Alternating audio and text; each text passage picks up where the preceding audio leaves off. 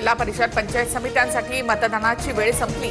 कोल्हापुरात दुपारी 3:03 59%, परभणीमध्ये 56%, छत्रपती संभाजीनगरमध्ये 53% मतदान, तर धाराशिव आणि सिंधुदुर्गमध्ये प्रत्येकी 50% मतदानाची नोंद। अकलूजच्या मतदान केंद्रावर लहान मुलाला ईव्हीएमचं बटण दाबायला लावलं। धैर्यशील मोहिते पाटलांच्या चुलत भावाचा प्रताप, अर्जुनसिंह मोहिते पाटलांच्या कृतीवर केंद्राध्यक्षांचा आक्षेप।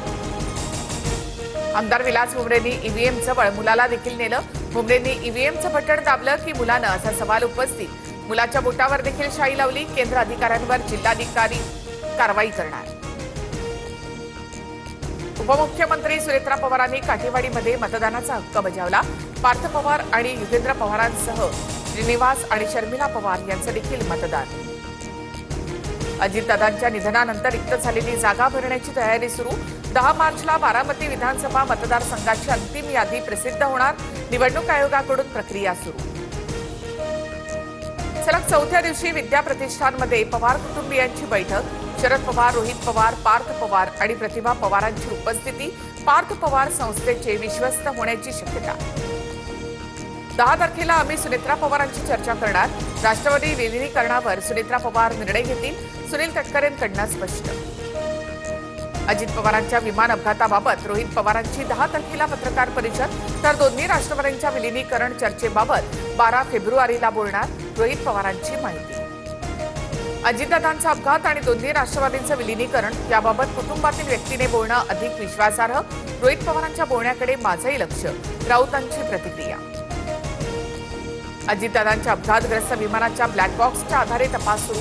चौकशी अहवाल येईपर्यंत राजकारण नको, केंद्रीय नागरी उड्डाण राज्यमंत्री मुरलीधर मोहोळ यांचं आवाहन। मुंबईच्या महापौरपदासाठी भाजपचा चेहरा ठरला। रितू तावडे यांच्या नावाची घोषणा, तर शिवसेनेचे संजय घाडी मुंबईच्या उपमहापौरपदाचे उमेदवार। ठाकरेंची शिवसेना बीएमसीच्या महापौर उपमहापौर निवडणुकीत उमेदवार देणार नाही, अपशकुन करणार नाही, सक्षम विरोधी पक्षनेता म्हणून काम करणार। गटनेत्या किशोरी पेडणेकर यांच्याकडून स्पष्ट। आमच्या पक्षाचा निर्णय घेण्याचा आम्हाला अधिकार। रामदास कदमांनी मातोश्री का सोडली, आम्ही कधी विचारलं का? तटकरेंचा पलटवार। दादा गेल्यानंतर तटकरेंनी गलिच्छ राजकारण सुरू केल्याची कदमांची टीका। महाराष्ट्रामधून राज्यसभेवर निवडून गेलेल्या 7 खासदारांची मुदत 2 एप्रिलला संपणार। विधानसभेतील महायुती आणि महाविकास आघाडीकडील पक्षीय बलाबल पाहता राज्यसभेची निवडणूक बिनविरोध होण्याची शक्यता। सुनेत्रा पवारांची खासदारकी कुणाला मिळेल याबाबत पवार कुटुंबात चर्चा नाही।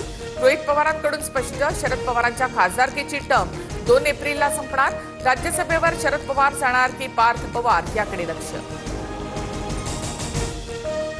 मुंबई महापालिकेमधील विरोधी पक्षनेता 16 फेब्रुवारीला नेमण्यात येईल, तर 20 फेब्रुवारीला स्थायी समिती अध्यक्षांची निवड।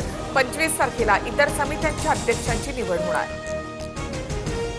मालेगावच्या महापालिकेची लिफ्ट थेट 5व्या माळ्यावरून कोसळली।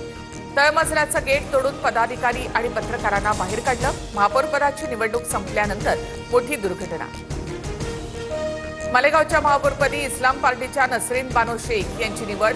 शिवसेनेच्या लता घोडके यांचा 25 मतांनी पराभव। सभागृहात सेक्युलर फ्रंटच्या नगरसेवकांचा जल्लोष।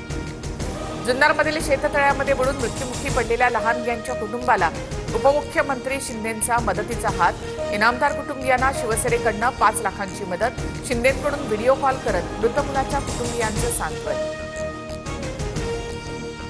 राष्ट्रीय स्वयंसेवक संघाच्या कार्यक्रमाला अभिनेता सलमान खानची हजेरी। संघाच्या शताब्दी वर्षाच्या निमित्तानं मुंबईतील वरळीमध्ये एका भव्य दिव्य कार्यक्रम। अनेक बॉलिवूड सेलिब्रिटी हजर। बिल्डर सुशील रहेजाच्या चेंबूरमधील ऑफिसची वंचितच्या कार्यकर्त्यांकडून तोडफोड। मराठी तरुणाला मारहाण आणि शिवीगाळ केल्याप्रकरणी रहेजावर गुन्हा दाखल, मात्र अद्याप अटक न झाल्यामुळे वंचित आक्रमक।